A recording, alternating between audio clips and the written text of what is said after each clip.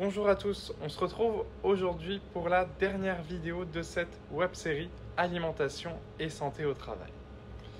Nous allons parler aujourd'hui des repas au travail, du temps des repas, mais aussi de quel choix faire au restaurant d'entreprise ou quand on emmène ses repas. On va commencer par parler du temps de repas au travail. Ce temps de repas, ce temps de pause, il est souvent très court, inférieur à 30 minutes.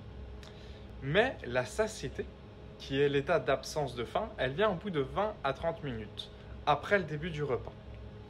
Donc, si nous ne prenons pas le temps de manger, alors nous ne pouvons pas écouter nos sensations alimentaires.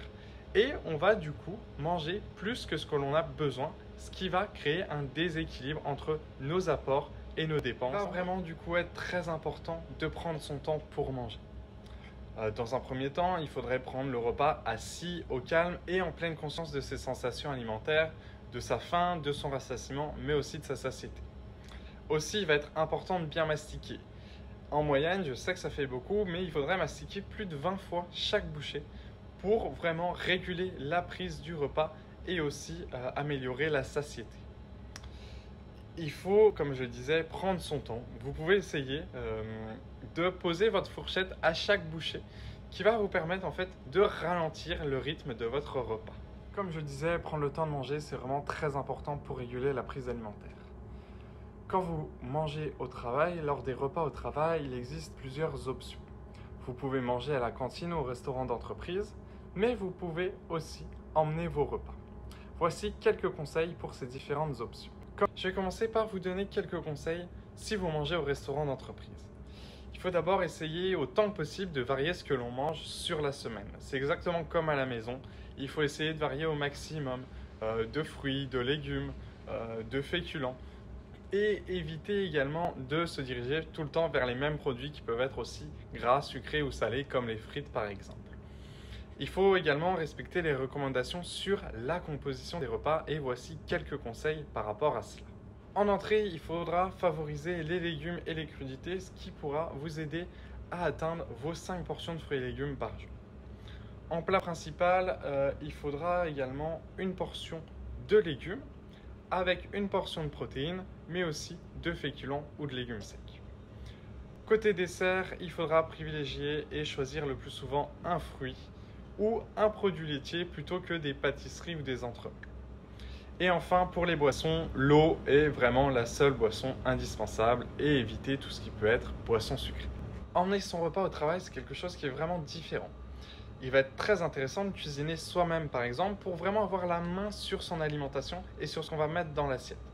On pourra alors gérer la quantité de sucre, de sel ou de graisse qui vont être importantes pour gérer notre équilibre alimentaire. Pour emmener ces repas, il va y avoir plusieurs options. Vous pouvez par exemple prévoir une portion supplémentaire lors du dîner de la veille que vous avez juste à mettre dans une boîte pour l'emmener au repas, au travail le lendemain. Le batch cooking, c'est aussi une solution qui existe, qui est très intéressante. Ça va être en fait le fait de cuisiner le dimanche pour toute la semaine, de faire cuire tous nos féculents, tous nos légumes et ensuite d'assembler sur notre semaine nos repas selon nos envies. Comme lorsque l'on mange à la maison, au restaurant d'entreprise, la composition des repas va être très importante et doit rester équilibrée et complète.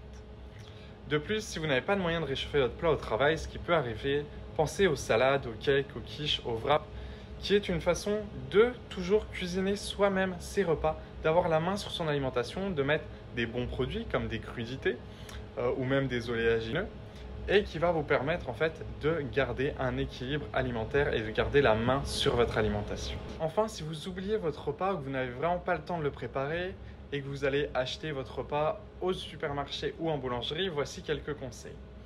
Privilégiez dans un premier temps les salades, les aliments bruts comme les fruits et les légumes crus, plutôt que les plats préparés, les plats tout faits qui vont être riches en graisse, en sucre et en sel. Enfin, si vous optez pour un sandwich peut être équilibré, mais les ingrédients de celui-ci vont être très importants. Privilégiez dans un premier temps les pains aux graines, les pains complets au pain blanc. Privilégiez aussi les crudités, donc les salades, les tomates, à l'intérieur de votre sandwich. Avoir une source de protéines maigre si possible, éviter la charcuterie, favoriser la volaille ou le thon par exemple. Et aussi attention à la sauce qui est souvent très grasse et qui peut déséquilibrer votre sandwich. Voilà, c'est la fin de cette vidéo sur les repas au travail, mais aussi c'est la fin de cette web-série qui aura dans un premier temps vraiment fait le point sur les bases de l'alimentation avant de faire le lien vraiment entre les conditions de travail et l'alimentation. J'espère que ces vidéos vous seront utiles et moi je vous dis à bientôt.